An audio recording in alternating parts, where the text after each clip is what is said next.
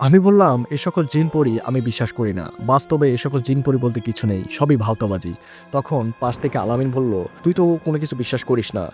তুই কি আজকে রাত্রে আমাদের পরিত্যক্ত শ্মশানে যাইতে পারবি? তোর এত সাহস?" আমি বললাম, "এটা আমার জন্য কোনো ব্যাপার। এটা কোনো ব্যাপারই না।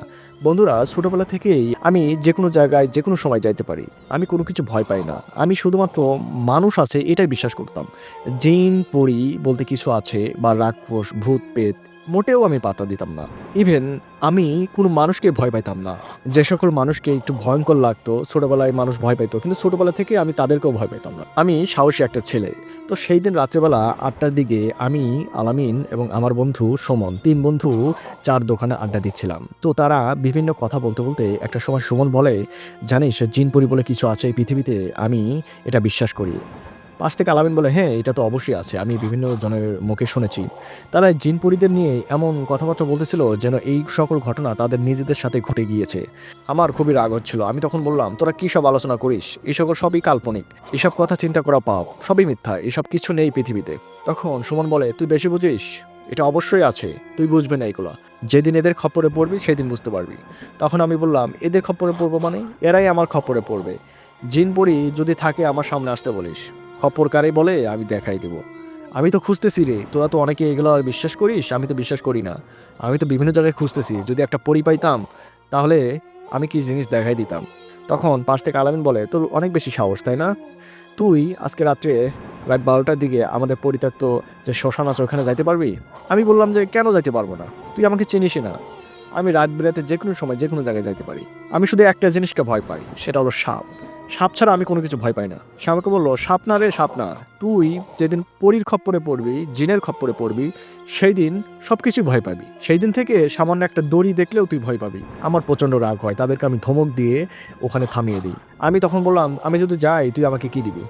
তখন আলামিন বলে, "তুই যদি যাইতে পারিস তোকে নগদ ২,০০০ টাকা দিব। আমার পকেটে ২,০০০ টাকাই আছে।" বন্ধুরা, আমার তখন খুব বেশি টাকার প্রয়োজন ছিল।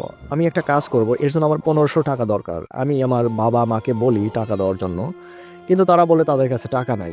যেহেতু আমরা গরিব পরিবারের সন্তান, তাই চাইবা মাত্র টাকা পাই না। কিছু টাকা যদিও দেয়, অনেক কষ্টে সেটা আমাদের নিতে হয়। তো সেই সময় হন্য হয়ে খুঁজতেছিলাম টাকা নেওয়া। আমি হাওলা তো করার সাহস পাই না, কেননা মানুষকে যদি কথা দেই সেই কথা আমার রাখার মতো যোগ্যতা নাই, কেননা আমার তো ইনকাম নাই। বাবা যখন টাকা দেবে তখন, তাই সচরাচর হাওলা তো করি না। তো যখন এরকম একটা সুযোগ আসলো, আলামিন যখন আমাকে ২,০০০ টাকা দিতে চাইলো, এই সুযোগটা আমি কিছুতেই হাতছাড়া দিতে চাইলাম না। তখন আমি সঙ্গে সঙ্গে রাজি হলাম যে আমি যাবো, আজকে রাত্রেই যাবো। আসলে আমার না ওর কথা ধরে ওই ২,০০০ টাকা হাতিয়ে নেওয়া আমার মোক্ষম বিষয় ছিল। যেহেতু আমি জিন-পরি বিশ্বাস করি না, এই সুযোগে যদি ওর থেকে আমি ২,০০০ টাকা নিতে পারি তাহলে আমার বড় উপকার হয়। যার কারণে তখন আমি এক্সাইটেড হয়ে তাদেরকে আর তেল দিচ্ছিলাম, যাতে আমাকে এরকম একটা চ্যালেঞ্জ আমার দিকে ছুড়ে দেয়। তো আমি মোটামুটি সাকসেস। তাদেরকে আমি তেল দিতে তাদেরকে ফুলিয়ে দেই এবং একটা পর্যায়ে আলামিন রাগ করে বলে, "এই যে নে ২,০০০ টাকা। তুই যদি যাইতে পারিস এই টাকা তোর। কিন্তু এই টাকা তোকে আমি দিব না।" আমি সুমনের কাছে জমা দিলাম। আমি বললাম, "সুমন তুই এই টাকা রাখ। আমি আজকে রাত ১২টার দিকে যাবো।" পিছন থেকে চাওয়ালা মামা বলল, "আরে মামা, আপনারা বাসায় যাবেন না? আপনারা কি আর চা খাবেন? যদি না খান তাহলে যান। আমি বাসায় চলে যাবো। এখনই দোকান বন্ধ করতে হবে।" তো এই কথা বলার পর সুমন বলল, "মামা একটু দাঁড়ান। আমাদের মধ্যে একটু ক্যাসেল হচ্ছে তো, একটু সমাধান করে আমরা যার যার বাড়ি চলে যাবো।" তখন আমি সুমনকে বললাম, "আরে সুমন, কিসের ক্যাচাল? সব তো মিটকাট হয়ে গেছে। আমি ১২টার দিকে যাবো। তোরা এখানে থাকবি। ১০ মিনিটের মধ্যে আমি শ্মশানে যাবো, চলে আসবো। দেন তারপর আমরা বাড়ি যাবো।" তখন সুমন বলল যে, "তুই কি পাগল হইছিস? আলামিন তোকে একটু যাচাই করার জন্য কথা বলল, তুই এটা সিরিয়াসলি নিলি?" তখন থেকে আলামিন কথা বলে না। আমি বললাম, "কিরে আলামিন, তুই কি এমনি আমাকে বলছিলি?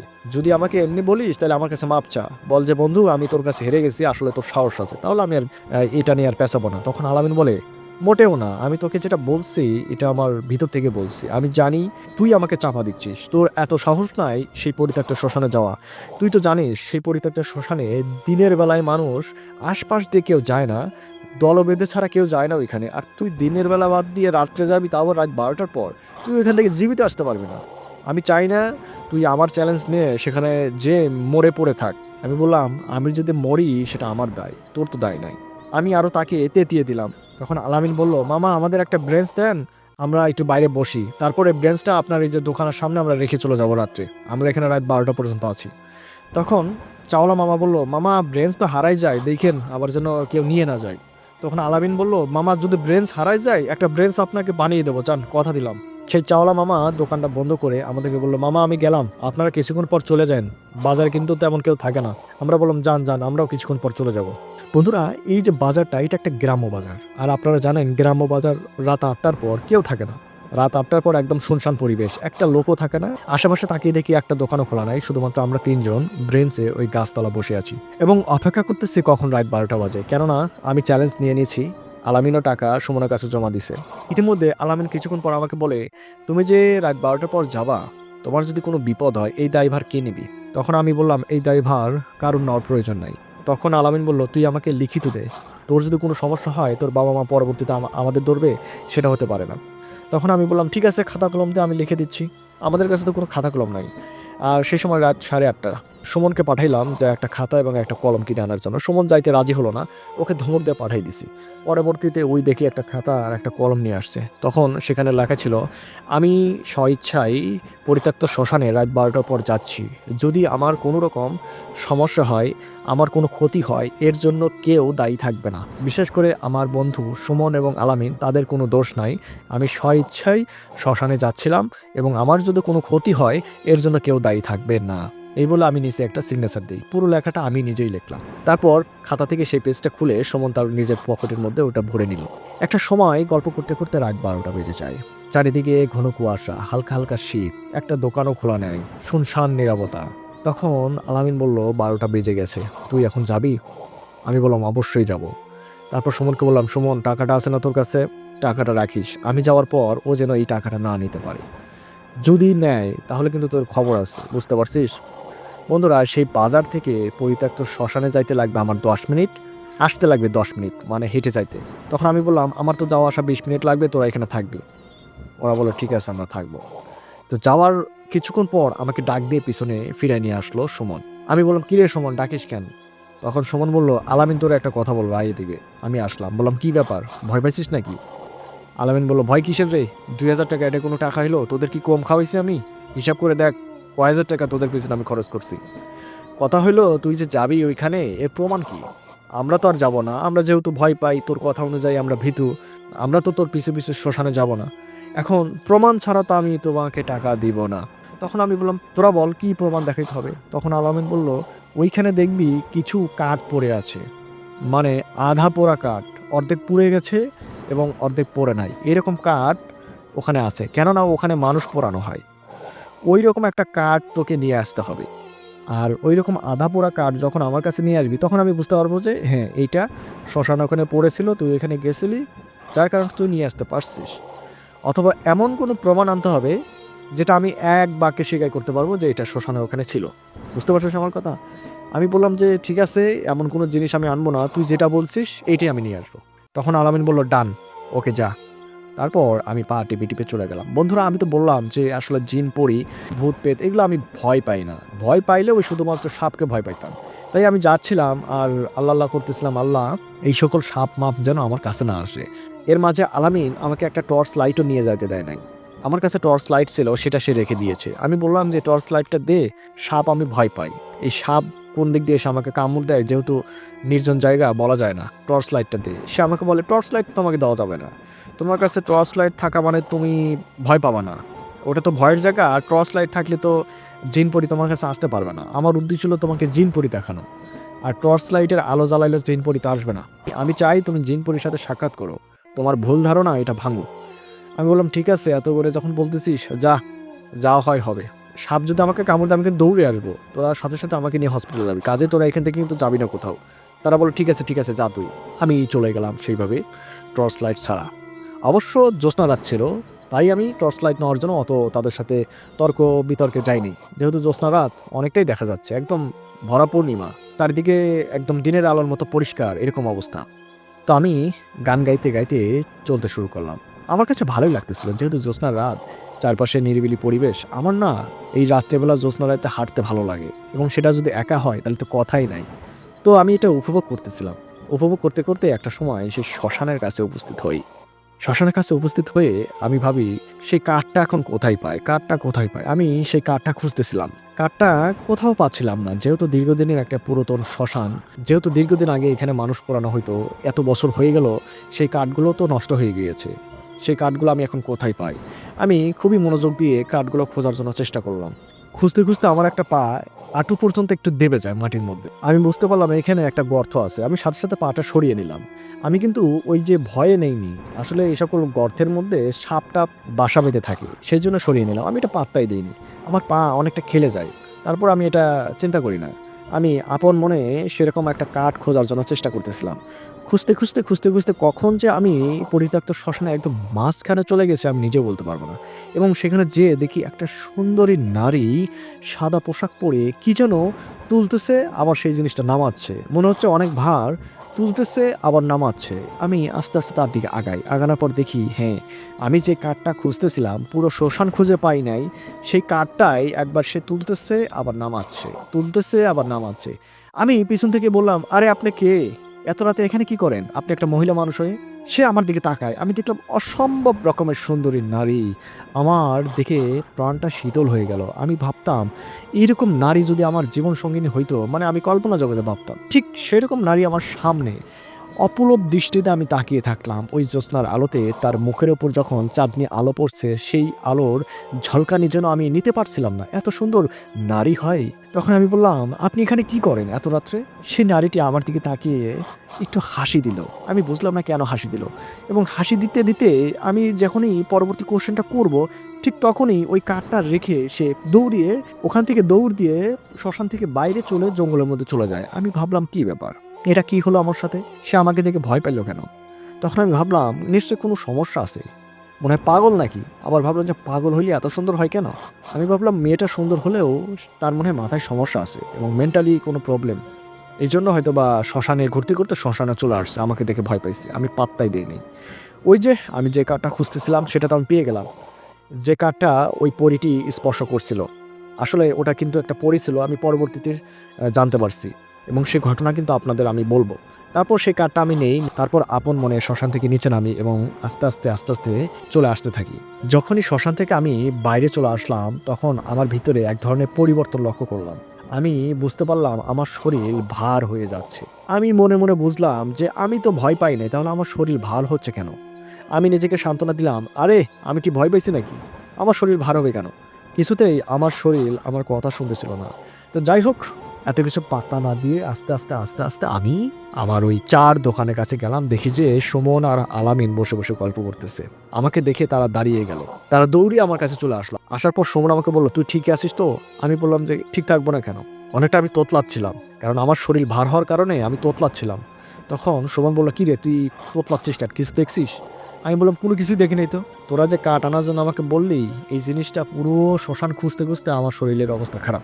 এই যাওয়া আসা আবার এত সময় কাটানোর পর আমার শরীর ভার হয়ে গেছে, বুঝছিস? আমাকে একটু বসতে দে। তারা ধরাধরি করার পর আমাকে ব্রেঞ্চে বসাইলো। বসানোর পর বললাম, পানি খাবো রে, পানি আছে? তখন বললো যে পানি তো নাই রে, একটা দোকানও তো খোলা নাই, এত রাত্রে পানি কই পাবো? আমি বললাম, আচ্ছা ঠিক আছে, বাদ দে, সমস্যা নাই। আর আমিন বারবার বলতেছিল, বন্ধু তোর কি কোনো সমস্যা হচ্ছে, কোনো কিছু দেখছিস? বল আমাকে, টাকা কোনো বিষয় না। আমি বললাম যে না, কোনো কিছু দেখি নাই। ও হ্যাঁ, ভালো কথা মনে করছিস, টাকা কই, টাকা কই? আমি এই কথা বললাম। আসলে আমার শরীর এত পরিমাণ ভার হয়েছিল, আমি নিজের শরীরকে কন্ট্রোল করতে পারছিলাম না, কিন্তু তাদেরকে আমি বুঝতে দেইনি, যেহেতু এটা আমার মান ইজ্জতের বিষয়। এত কিছুর মধ্যে আমি টাকার কথাই ভুলে গেছিলাম। আলামিন যখন টাকার কথা বললো, তখন আমি আমার মাথার মধ্যে সেই জিনিসটা ঢোকে। তখন আমি সুমনের পকেট থেকে টাকাটা নিয়ে নিজের পকেটে রাখি। বন্ধুরা, টাকার যে কি গরম এটা আমি তখন বুঝলাম। এই 2000 টাকা যখন আমার প্যান্টের পকেটে ঢুকলো, তখন আমার শরীর অনেকটা হালকা হয়ে যায়। তো যাই হোক, তারপরেও আমার শরীরটা অনেক ভার। তখন বললাম, চল আমরা এখন চলে যাই, অনেক রাত হচ্ছে, ঘুমাইতে হবে। ওরা দুজন আমাকে নিল এবং আমার বাড়ি পর্যন্ত পৌঁছে দেওয়ার জন্য বললো যে তোর বাড়ি পৌঁছে দেই? আমি বললাম যে আরে, যে মানুষটা পরিত্যক্ত শ্মশানে যাইতে পারে সে মানুষটাকে আবার পৌঁছে দিতে হয়? তখন সুমন বলল, না তোর শরীর কেন যেন মনে হচ্ছে ভার ভার, বা কিভাবে যেন হাঁটতেছিস, তাই ভাবলাম যে রাস্তায় পড়ে যাবি কিনা। আমি বললাম, না, এটা নিয়ে টেনশন করার কিছু নাই, আমি ঠিক আছি। তারপর আমি আমার বাড়ির দিকে চলে গেলাম, তারা তাদের বাড়ির দিকে চলে গেল। আমি একা একা চলে গেলাম আর ভাবতে থাকলাম, শালারা কি গাধা, 2000 টাকা এভাবে আমার কাছে দিয়ে দিল। আমি মনে মনে ভাবতে থাকলাম, এই যুগে একটু চালাক না হলে চলা কঠিন। আমি চিন্তা করলাম, জাস্ট 30 মিনিটের মাথায় আমি 2000 টাকা ইনকাম করে ফেললাম। আমার না 1500 টাকা খুবই দরকার ছিল, আর যদি আমার দরকার না থাকতো তাহলে আমি যাইতাম না, কেননা আমি সাপকে ভয় পাইতাম। তো যাই হোক, আমি বাড়িতে পৌঁছাই। বাড়িতে পৌঁছানোর পর দেখি আমার জন্য মা ভাত বেড়ে রেখে আমার টেবিলের উপর রেখে দিয়ে গিয়েছে। মা এবং আব্বা তাদের রুমে ঘুমিয়ে গিয়েছে। আমি আর ডাকলাম না, আমার বাবা-মা আমাকে নিয়ে অভ্যস্ত। কেননা রাত বিরাতে আমি বিভিন্ন জায়গায় যাই। এভাবে ছোটবেলা থেকে আমার জীবনযাপন চলা। যেহেতু আমি গ্রামের ছেলে, তো মা আমাকে নিয়ে এত টেনশন করত না। জানত যে ঠিকই রাতে কোনো এক সময় রুমের মধ্যে প্রবেশ করবে। তো আমি সেভাবে যাই, যাওয়ার পর হাত মুখ ধুই, ধোয়ার পর ক্ষুধা লাগছিল প্রচুর। ভাত খাই। ভাত খাওয়ার আগে পানিটা খাই। ভাত খাওয়ার পর আমি শুয়ে পড়ি। শুয়ে পড়ার পর সেই রাত্রে আমি একটা স্বপ্ন দেখি। এই স্বপ্নের জন্য আমি মোটেও প্রস্তুত ছিলাম না। সেই রাত্রে আনুমানিক ২টা-২.৫টার দিকে সেই যে নারীটি আমি দেখেছিলাম, সেই নারীটি আমার স্বপ্নের মধ্যে আসে। আমাকে বলে, "তুমি অনেক সুন্দর।" আমি বললাম, "আমি অনেক সুন্দর? আমি কি মেয়ে মানুষ নাকি?" আমি স্বপ্নের মধ্যে বলতেছি যে, "আমি অনেক সুন্দর, আমি কি মেয়ে মানুষ নাকি? আমি তো ছেলে মানুষ। আর ছেলে মানুষের সৌন্দর্য দিয়ে কিছু যায় আসে?" সেই মেয়েটি আমাকে বলল, "না, তুমি অনেক সুন্দর। তোমাকে আমার ভালো লেগেছে। আমি তোমাকে ছাড়া কোথাও যাব না। দেখা হবে আরেকদিন।" এই বলার পর আমার স্বপ্নটা ভেঙে যায়। আমি তখন ভাবি, "হ্যাট! এটা আবার কি দেখলাম? এগুলো তো দেখার কথা না আমার।" তখন আমি ভাবলাম স্বপ্নে তো কত কিছুই হয়। এই জিনিসটা নরমাল নেই। নরমালভাবে নিয়ে আবারও ঘুমিয়ে যাই। সেইদিন আমার কোনো সমস্যা হয় না। যথারীতি পরের দিন আমি আবারও সকালবেলা ঘুম থেকে ওঠার পর খাবার-দাবার করি। খাওয়া-দাওয়া শেষ করে আবারও সুমন এবং আলামিনের কাছে যাই। আমরা ৩ বন্ধু প্রতিদিনই আড্ডা দেই। এখন আমাদের কলেজটা বন্ধ। আমি ইন্টার সেকেন্ডারি পড়াশোনা করি। আমার কলেজটা এখন ছুটি চলতেছে আরকি। তাই আমরা ৩ বন্ধু একসাথে যা করি একসাথেই করি, আড্ডা দিই। আবারও যাই, যাওয়ার পর সুমন বলতেছে, "কিরে, কোনো সমস্যা-টমস্যা হইছে তারপরে?" আমি বললাম, "কি সমস্যা হবে?" তখন আলামিন বলতেছে, "তুই একটা সত্য কথা বলতো, গতকাল রাতে তোর সাথে কিছু হয়েছিল? তুই তো এরকম ঘাবড়ানো মানুষ না, কিন্তু তোকে দেখে মনে হচ্ছিল অনেক ঘাবড়ে গেছিস।" আমি বললাম, "আরে ঘাবড়ানোর কি আছে? আমি ওখানে গেছিলাম, যায়ে দেখি একটা পাগলি ওইখান দিয়ে ঘুরঘুর করতেছে। মানে রাস্তা ভুইলা ওই শ্মশানের মধ্যে ঢুকে পড়ছিল। তো আমি বললাম যে, 'আপনি এখানে কি করেন?' তো আমাকে দেখে হাসি দিয়ে দৌড় দিয়ে চলে গেল। একটা পাগলি মানুষ বুঝিস না? এটাই তো দেখছিলাম। আর আস্তে, আস্তে আমার শরীরটা ভার হইলো এইটুকুই। আর তো কিছু হয় নাই।" তখন আলামিন বলল, "এই তো মামা, তুমি তো কট খাইছো।" আমি বললাম, "কিরে, কি কট খাইলাম?" তখন সুমন বলতেছে, "তুই যেটা দেখছিস ওটা পাগলি না রে, এটা পাগলি না।" আমি বললাম যে, "আমি নিজ চোখে দেখলাম। পাগলি না হলে আমাকে দেখে ভয় পেয়ে দৌড়ে চলে যায়।" তখন আলামিন বলতেছে, "এইটাই সেই জিনিস। এটা একটা পরী। আমি জানতাম তুই এই পরীর খপ্পরে পড়বি। তুই যে এত সাহস নিয়ে গেলি, এই পরীটা তোকে দেখা দিচ্ছে। যাক, আমার ২,০০০ টাকা না যায়, এবার তুই বুঝবি ভয় কি জিনিস।" আমি বললাম, "তোর মাথা পুরাই গেছে রে। তোরা যে পরীকে ভয় পাস, যে জিনকে ভয় পাস, আর তোদের কথা মতো আমি যে জিনিসকে দেখছি, মানে যে মানুষকে দেখছি, ওইটা যদি একটা পরী হয়ে থাকে, তাহলে কথাটা কি দাঁড়ালো বলতো? সেই পরীটি আমাকে থেকে ভয় পেয়ে পালিয়ে গেল। এর অর্থ কি বুঝলি? পরীটাও আমাকে দেখে ভয় পায়।" আমি তখন এই কথা বলে হাসলাম। তখন সুমন বলল, "হাসিও না, হাসিও না। এটা পালায় নাই, পালায় নাই। এটার পিছনে অন্য কোনো কাহিনী হইতে পারে।" আমি তখন বললাম, "তোদের এই সকল আলতু-ফালতু কথা বাদ দে। কি করে ২,০০০ টাকা লস খাইলি সেই কথা বল। তোদের মতো গাধা আমি জীবনেও দেখি নাই রে। ২,০০০ টাকা এইভাবে লস খাইলি?" তখন আলামিন বলতেছে, "আরে ২,০০০ টাকা না যায়। তোরে যে পরী দেখাইতে পারছি, তোরে যে জিন দেখাইতে পারছি, এটাই আমার সার্থকতা। এবার তুই বুঝবি ভয় কি জিনিস।" এভাবেই আমার দিনকাল চলতে থাকে এবং আড্ডা দেই, ঘুরে ফিরি। ওই যে ১৫০০ টাকাতে কাজ করছিলাম, সেই ১৫০০ টাকা কাজ করার পর আমার কাছে বাকি ৫০০ টাকা ছিল। আমি তো আসলে অতটাও খারাপ না। ওই ৫০০ টাকা দিয়ে আমরা ৩ জন মিলে একটা পিকনিক করি। ওই ৫০০ টাকা দিয়ে একটা মুরগি কিনি এবং পোলাও চাউল কিনে পিকনিক করে আমরা ৩ জন খাওয়া-দাওয়া করি। আর ১৫০০ টাকা আমি আমার কাজে লাগিয়েছিলাম। এভাবে আমার দিন ভালোই চলতেছিল। কিন্তু সমস্যাটা শুরু হয় ৭ দিন পর থেকে। ৭ দিন পর থেকে সমস্যাটা শুরু হয়। অর্থাৎ আমি গিয়েছিলাম বুধবার রাত্রে। আর আমার সমস্যাটা শুরু হয় ৭ দিন পর বুধবার রাত থেকেই। আমি ৭ দিন পর বুধবার রাত্রে শুয়ে আছি। রাত ২টার দিকে আমি অনুভব করি যে ওই যে পাগলিকে আমি দেখেছিলাম, আসলে ওটা পাগলি না, একটা পরী, সুন্দর পরী। আমি জানালা খোলা রেখেই ঘুমাতাম। আমি তো অত্যন্ত সাহসী, এটা তো ১ম এই বলছি। জানালা খোলা রেখেই ঘুমাতাম। তো আমি অনুভব করি সেই জানালার পাশে সেই পাগলিটা দাঁড়িয়ে আছে। এটা কিন্তু আমি ঘুমের মধ্যে অনুভব করতেছি। আমি কিন্তু আধা ঘুম এবং আধা জাগ্রত অবস্থায় আছি। পুরোপুরি ঘুমাই নাই, আবার পুরোপুরি জাগ্রত নাই। আশেপাশে কোনো সাউন্ড হলে সেটা বুঝতে পারতেছি। কোনো সেন্স কাজ করতেছে না। এরকম একটা অবস্থা এবং কেন যেন চোখ বন্ধ থাকা অবস্থায় আমি সবকিছু দেখতে পাচ্ছিলাম। এটা একটা আজব একটা ঘটনা। এটা পরবর্তীতে আমি ফিল করি। তো আমি অনুভব করি সেই পরীটি জানালার পাশে এসে আমাকে দেখতে থাকে। অপলক দৃষ্টিতে তাকিয়ে দেখতে থাকে এবং মুচকি, মুচকি হাসে আমার দিকে তাকিয়ে। আমি সেই পরীটির দিকে তাকিয়ে আছি। আর আমি দেখতেছি সেই পরীটা কি বলে। আমার কোনো সেন্স কাজ করতেছে না। কোনো কথা বলতেও ইচ্ছা করতেছে না। বা তাকে যে একটা ইশারা দেবো সেটাও আমার দ্বারা হচ্ছে না। আমি শুধু তাকিয়ে আছি। মানে চোখ বন্ধ থাকলেও আমি কেন যেন তাকে দেখতে পাচ্ছি। আমি দেখলাম সেই পরীটি কিভাবে যেন জানালার মধ্যে দিয়ে আমার রুমের মধ্যে প্রবেশ করলো। এতে আমি অবাক হয়ে যাই। আমি ভাবি কি ব্যাপার, এই পাগলিটা আমি দেখলাম জানালার বাইরে দাঁড়িয়ে আছে, আমাকে দেখতেছে, আবার জানালার ভিতর দিয়ে কিভাবে রুমের মধ্যে প্রবেশ করলো। আসলে তখন আমার কোনো লজিক কাজ করতেছিল না। আমি তখন সবকিছু বাদ দিয়ে শুধু তাকিয়ে দেখতেছিলাম সে কি করে। সেই পাগলিটি আস্তে আস্তে আমার কাছে আসলো, আসার পর আমাকে এমন একটা সিগন্যাল দিল সে যেন আমাকে খুব ভালোবাসে। প্রথম দেখাতেই নাকি সে আমাকে অনেক ভালোবেসে ফেলছে। সে আমাকে ইশারা দেয় যে তুমি কি আমাকে ভালোবাসো। আমি কেন যেন মনের অজান্তেই আমি বলি হ্যাঁ আমি ভালোবাসি।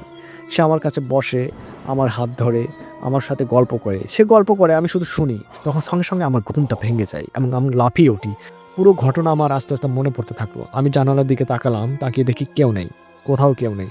আমি ভাবলাম যে এটা কি স্বপ্ন নাকি এটা বাস্তব। আমি কিছুতেই মিলাতে পারতেছিলাম না।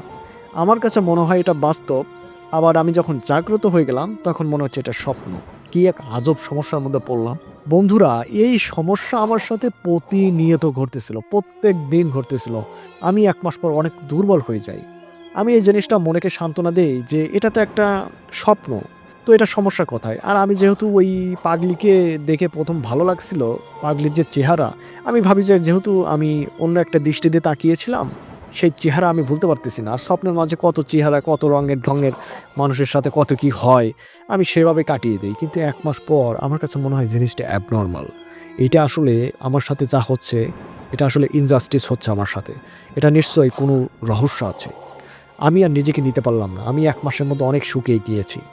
আমি তখন ওই সুমন আর আলামিনের কাছে বিষয়টা শেয়ার করলাম। তাদের কাছে সম্পূর্ণ ঘটনা শেয়ার করলাম। বললাম সেই পাগলি তো আমার পিছু ছাড়তেছে না। ওই পাগলি প্রত্যেকদিন রাত্রে আসে এবং আমার সাথে আকাম কুকাম করে চলে যায়। তখন আলামিন বলল, কেন মামা, এখন তোমার কেমন লাগে? তোমাকে যে বলছিলাম তুমি যাইও না, তুমি 2000 টাকার লোভ সামলাতে পারো নাই, এখন কেমন লাগে? তখন আমি বললাম যে মামা আমি তো কিছু বুঝতে পারতেছি না রে, এরকম কেন হচ্ছে? আর সে যদি পরি হয় তাহলে আমার সামনে আসে না কেন রে? তখন সুমন বলল, তারা তো তোর সামনে আসবে না, আর যখন সামনে আসবে তখন তুই বুঝতে পারবি। এখন তোর সাথে সে মজা নিচ্ছে, বুঝছিস? তোর শরীর দেখ কত শুকিয়ে গিয়েছে। আমি তখন বললাম, হে রে সুমন, তুই তো কথা সত্য বলছিস, এটা তো একটা স্বাভাবিক ঘটনা না। কিন্তু আমি তো একই ঘটনা বারবার ফিল পাচ্ছি, একই কাহিনী বারবার আমার সাথে ঘটে যাচ্ছে। এবং প্রত্যেক দিন দেখি সেই নারীটি আমার জানালার পাশে আসে, তারপর জানালাটা দিয়ে ভিতরে আসে, তারপর আমার সাথে এই কাজ করে। আমি এর আগে শোয়ার সময় জানালাটা বন্ধ করে শুইতাম। আমি চাইতাম না এরকম ঘটনা আমার সাথে না ঘটুক, কিন্তু এরকম ঘটনা ঘটার আগে আমি দেখি জানালাটা অটোমেটিক খোলা থাকে। আমি বুঝতে পারি না, সেই সময় স্বপ্নের মধ্যে আমি দেখি যে জানালাটা খোলা। আমি বুঝি না জানালাটা খোলা, কিন্তু আমি যখন আবার জাগ্রত হয়ে যাই দেখি যে জানালাটা বন্ধ। কি হচ্ছে আমার সাথে বলতো? তখন আলামিন বলল, মামা তুমি কট খাইছো, কট খাইছো।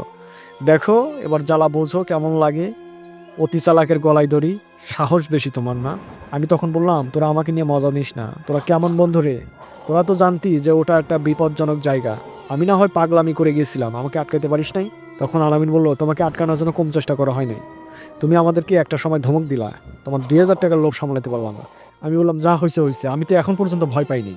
আমার সাথে যেটা চলতেছে এটা একটা স্বাভাবিক ঘটনা, আমি তো ভয় পাই নাই রে।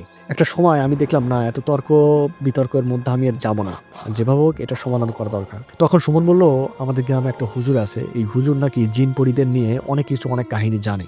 এই জিন পরীর কথা বলার সঙ্গে সঙ্গে আমি তাকে ধমক দিলাম, ধর আবার সে হুজুরের কাছে নিয়ে যাবে জিন পরী, আবারও জিন পরী করতেছি, যেগুলো আমি বিশ্বাস পাই না। তখন আলামিন বলতেছে, তোর ঘাড়ের রগ আসলে তেরা, তোর এত কিছুর পরেও শিক্ষা হয় নাই না? তুই যদি ভালো চাস চল আমাদের সাথে, তোর একটা সমাধান করে দিই, না হলে কিন্তু তুই শেষ হয়ে যাবি। আমি দেখলাম ভাই এত তর্কে বিতর্কে যাওয়ার আমার দরকার নাই। তখন তারা আমাকে নিয়ে হুজুরের কাছে চলে গেল। তখন সুমন পুরো ঘটনা হুজুরের সাথে শেয়ার করলো। হুজুর আমাকে বলল, তুমি আসলে একটা গাধা চ্যাংরা, তোমার পাকনা গলাইছে না? বন্ধুদের সাথে এভাবে বাজি ধরে তোমাকে কেন একা একা যাইতে হবে? ওটা আসলে একটা পরী ছিল, আর সেই পরীটি সহজে তোমাকে ছাড়া যাবে না। সেই পরীটি তোমার মাঝে তার স্বাদ অনুভব করতে পারছে, সে প্রতিনিয়ত এই কাজ করে যাচ্ছে, বুঝতেছো না তুমি? সেই হুজুর বিভিন্ন কোরআনের আয়াত দিয়ে আমাকে বুঝালো এই জগতে জিন পরী আছে। আল্লাহ তাআলা বলেছে, আমি মানুষ ও জিন জাতিকে তৈরি করেছি শুধুমাত্র আমার ইবাদতের জন্য। এরকম একটা আয়াত বলে তার প্রমাণ আমাকে দেখালো। তখন আমার বিশ্বাস হয় না জিন বলতে কিছু আছে, কিন্তু ওটাকে যে জিন বলে আমি জানতাম না। যাই হোক, হুজুরকে বললাম, হুজুর আপনার কথা মতো আমি বিশ্বাস করে নিলাম, শুধু আপনার কারণে। আপনি আমাকে কোরআনের আয়াত দেখাইছেন যে জিন জাতিকে আল্লাহ তাআলা সৃষ্টি করছে, মানুষ জাতিকেও আল্লাহ তাআলা সৃষ্টি করছে তার ইবাদতের জন্য। তাহলে জিন জাতি তো আমরা চিনি না, জিন জাতি কারা? তাহলে হয়তোবা তারাই জিন জাতি। এখন কথা হলো, হুজুর এটা থেকে আমি মুক্তি পাবো কি করে? তখন হুজুর বলতেছে যে মুক্তি পাওয়াটা একটু কঠিন, তবে তোমার জন্য সহজ হবে। কেননা তুমি তো এখনো ভয় পাও নাই, তুমি তো চ্যাংরা খুবই স্ট্রং রে। তখন আমি বললাম, হুজুর আমার ভিতরে ভয় পেতে আসলেই নাই, আমার মরার কোনো ভয় নাই, আমি ছোটবেলা থেকেই এরকম। তখন হুজুর বলল, ঠিক আছে সমস্যা নাই, এটা আমি তোমার সমাধান করব। তখন হুজুর কিছু তাবিজ আমাকে দিল, আমার ডান হাতে এটা বাঁধার জন্য বলল, আমি এটা বাঁধলাম। তখনই একটা পড়া পানি দিল, আমাকে খাইয়ে দিল, আমি খাইলাম। বোতলে কিছু পানি দিল, বলল এই পানিটা পুরো রুম ছিটিয়ে দিবা। আমি সেটা নিলাম, তারপর চলে গেলাম বাড়িতে। ওই দিন সন্ধ্যাবেলা বোতল থেকে পানি নিয়ে আবার পুরো রুম ছিটিয়ে দিলাম। যদিও আমি এত কিছু করতেছিলাম, কিন্তু আমার কেন যেন বিশ্বাস হচ্ছিল না। কেননা আমার কাছে মনে হয় এইগুলো নিয়ে মানুষ বিজনেস করে। কবিরাজের কাছে যদি যাওয়া যায়, সেই কবিরাজ যাওয়া মাত্র বলে তোমার জিনের সমস্যা আছে, তোমার পরির সমস্যা আছে, এটা সবাই জানে। হুজুররাও অনেকটা এই টাইপের। হুজুরকে যদি বলা হয়, হুজুর আমার শরীর খারাপ, শরীর ভালো যাচ্ছে না কিছুদিন, তারাও বলে যে তোমার জিনের আসর আছে। জোর করেই বিশ্বাস করে আমি এই কাজগুলো করলাম। কিন্তু কি যেইলাও সেই কদু, সেই দিনে একই কাহিনী। আবারও পরীটা আমার রুমে প্রবেশ করে। এক তো ঘুম ঠিক মতো হচ্ছে না, দুই তো প্রত্যেক দিন এরকম ঘটনা ঘটতেছে। আমার বাবা মা আমাকে বলে, কিরে তুই দিন দিন শুকিয়ে যাচ্ছিস, কি হয়েছে, সমস্যা বল, আমাকে বিয়ে শাদী করতে হবে? আমি অনেকটা লজ্জা পেয়ে বলি, কি যে বলো না। তখন আবারও পরের দিন আমি আলামিন এবং সুমনের কাছে যাই বলে, বন্ধু কোনো কাজ হচ্ছে না। তারা আবারও হুজুরের কাছে যায়, হুজুর বলে যে ঠিক আছে কাজ হচ্ছে না, আমাকে অন্য পন্থা অবলম্বন করতে হবে।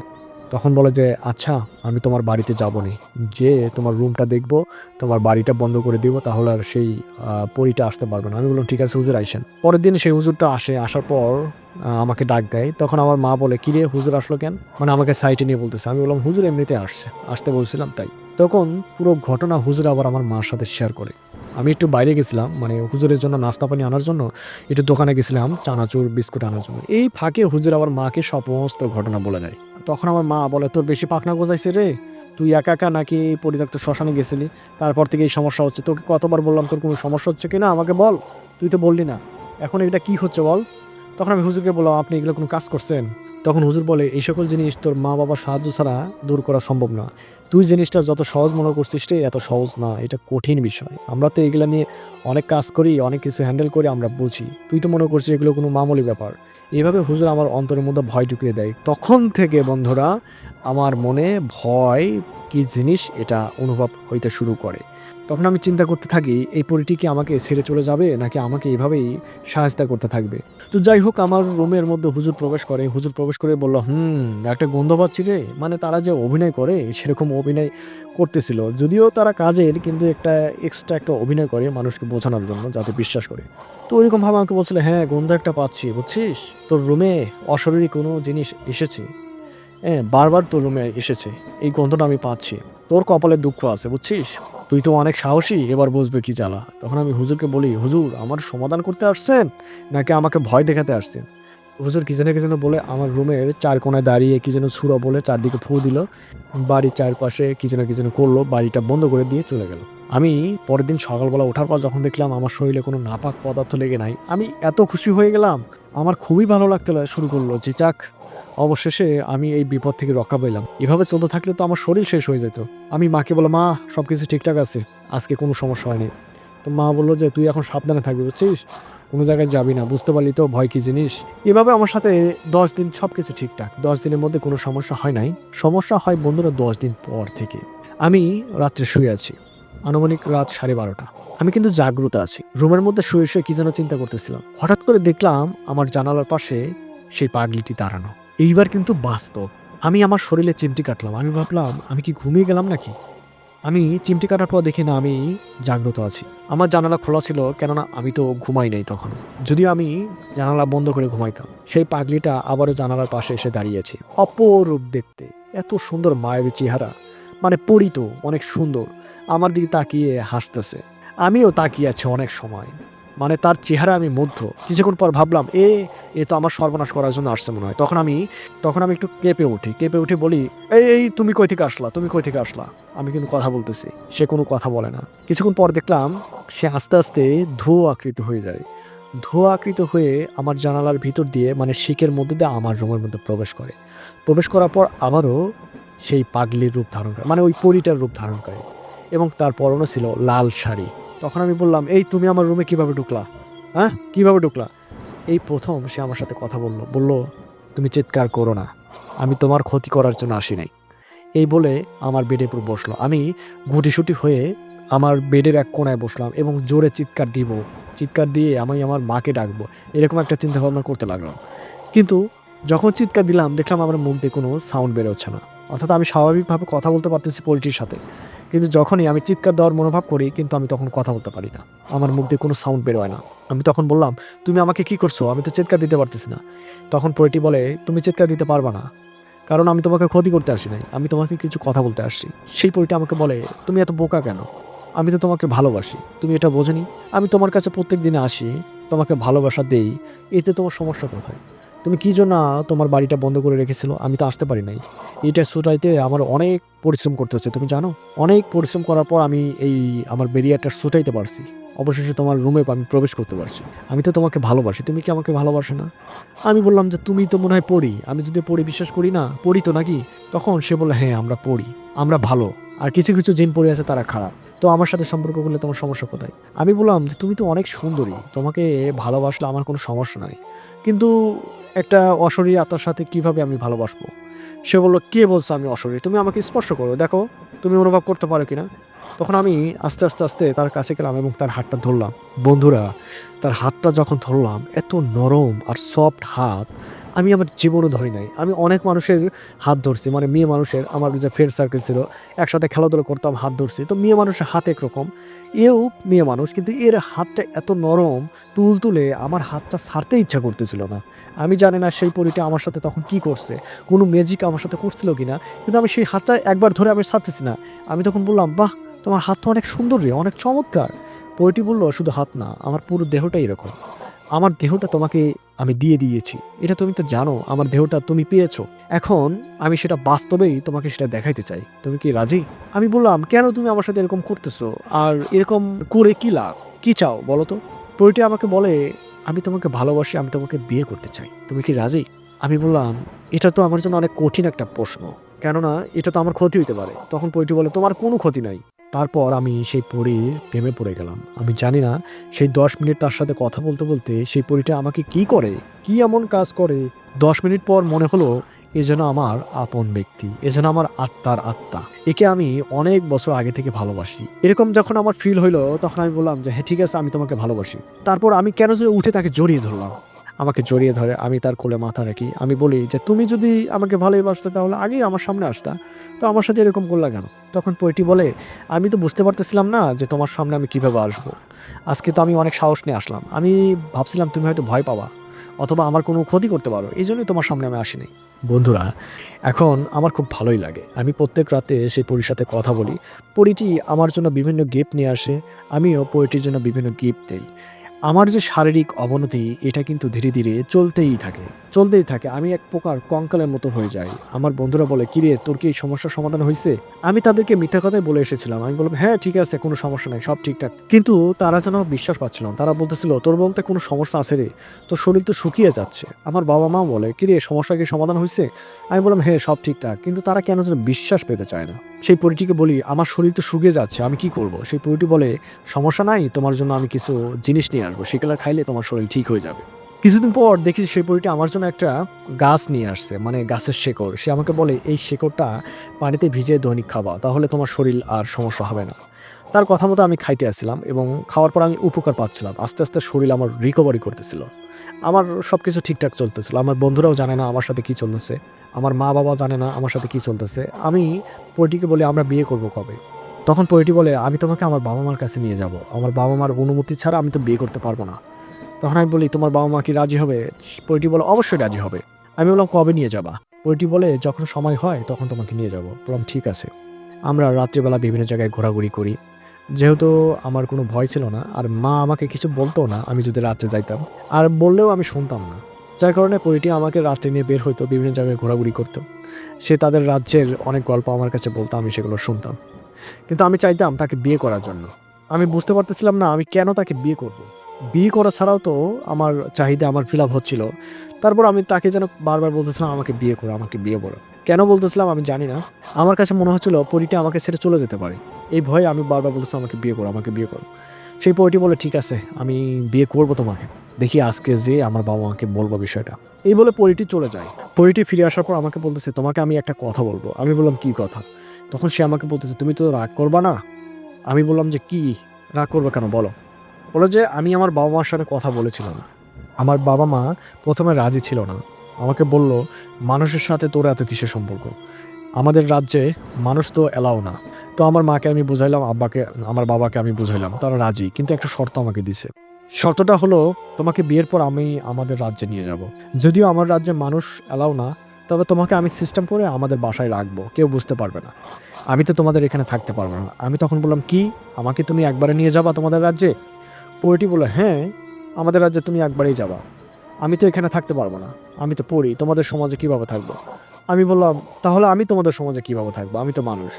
আর আমি আমার বাবা মাকে ছাড়া কিভাবে থাকবো? আমার বাবা মার একমাত্র সন্তান আমি। আমি যদি তোমাদের রাজ্যে পার্মানেন্টভাবে থেকে যাই, আমার বাবা মা তো মারা যাবে আমার টেনশনে। তখন পরীটি বলে আমাকে তো আমার বাবা মা আসতে দিবে না। তখন পরীটি আমাকে বলল তার চেয়ে এক কাজ করো, আমরা এভাবেই আমাদের সম্পর্ক কন্টিনিউ করি। আমার কাছে জিনিসটা কেমন যেন লাগলো। আমি বললাম যে হয় আমাদের বিয়ে হবে, না হলে আমরা একে অপরকে আর ভালোবাসবো না, একে অপরের কাছে আমরা আসবো না। তখন পরীটি বলে কি বলো, আমি তো তোমাকে স্যার থাকতে পারবো না। আমি বললাম যে কিছু করার নাই, আমি তোমাকে বিয়ে করতে চাই। তখন পরীটি বলল আমার পক্ষে তোমার এই বাড়িতে থাকা সম্ভব না। আমি এখানে কিভাবে থাকবো? আর এই জিনিসটা যদি জানাজানি হয় তাহলে তারা আমাকে আমাকে মেরে ফেলবে। কথা বলতে বলতে আমি পরীটির সাথে উত্তেজিত অবস্থায় কথা বলি। পরীটিও আমার সাথে উত্তেজিত অবস্থায় কথা বলে। আমাদের মাঝে মনোমালিন্যর সৃষ্টি হয়। সেই পরীটি বলে ঠিক আছে আমি আর তোমার কাছে আসবো না, যেহেতু তুমি আমাদের রাজ্যে যাওয়া না, আবার আমি তোমার কাছে প্রত্যেক রাত্রে আসতেছি, আমাদের সম্পর্কটা এইভাবে কন্টিনিউ করতে চাচ্ছি, সেটাও তুমি চাচ্ছ না। তাহলে তুমিই তো চাচ্ছ আমাদের সম্পর্ক না থাকা। আমি বললাম হ্যাঁ, আমি তোমাকে বিয়ে করতে পারবো না। এই জিনিসটা আমি আমার বাবা মাকে জানাতে পারবো না যে আমার একটা পরী বউ আছে, তোমাকে নিয়ে আমি সংসার করব। সেই পরীটি বলে সংসার তো এগুলো মানুষ করে, আমাদের তো সংসার হয় না। তখন আমি বললাম তোমার সাথে আমি কিভাবে শেষ পর্যন্ত থাকবো? পরীটি বললো এভাবেই থাকতে হবে। তো যাই হোক, কথা কাটাকাটি পর একটা পর্যায়ে বললাম ঠিক আছে তোমার সাথে আমার ব্রেকআপ, তুমি আর আমার কাছে আসবা না, আমাদের সম্পর্ক এখানে শেষ। সেই পরীটিও আমাকে বলে ঠিক আছে আমি আর তোমার কাছে আসবো না, তুমি যেহেতু চাচ্ছ না, আমি তোমাকে অনেক ভালোবাসি, যেহেতু তুমি চাচ্ছ না আমি তোমার কাছে আসি, আমি সেটাই মানলাম, আমি আর তোমার কাছে আসবো না। এই বলে সেই পরীটি আমার জানালা দিয়ে চলে যায়। ওই যে যাই, এরপর কোনোদিন আমি পরীর সন্ধান পাইনি। কেন পাইনি এর কারণ হলো পরীটার উপরে আমার প্রচণ্ড রাগ হয়। যে রাগের কারণে পরের দিন আমি সেই হুজুরের কাছে যাই, যাওয়ার পর বলি কি করছেন আপনি? পরীটি আমার কাছে আবার আসতেছে, এরকম আর হলে হবে? আমি চাচ্ছিলাম আসলে পরীটা আমার কাছে না আসুক। বললাম যে আমাকে এমন কিছু করেন, এমন তাবিজ দেন পরীটা যেন আমার আশেপাশে না আসতে পারে, আর না আসতে পারে সেই কাজ করেন। তখন সেই হুজুর আমাকে তার ওস্তাদের কাছে নিয়ে যায়। ওই দিনই রাগের মাথা আমি হুজুরকে বলি, হুজুরও রাগ করে আমার কথায়, যে এইভাবে কথা বলতেছে। তার ওস্তাদের কাছে নিয়ে যায়। তার ওস্তাদ বলে যে তুমি যা করছো ভুল কাজ করছো, তবে আজকের পর থেকে আর পরীটি তোমার কাছে আসতে পারবে না। সেই পরীটিকে আমি ব্ল্যাক ম্যাজিক করে দিছি, পরীটি আসতে পারবে না। আর তোমাকে তাবিজ দিলাম, সেই তাবিজটা আমি নেই। কিন্তু আমি রুমে আসার পর আমি ভাবলাম এটা আমি কী করলাম, আমার ভালোবাসাকে এইভাবে জলাঞ্জলি দিলাম। পরীটি চলে গেল রাগ করে, আমিও রাগ করে তার সাথে সম্পর্ক ছিন্ন করলাম।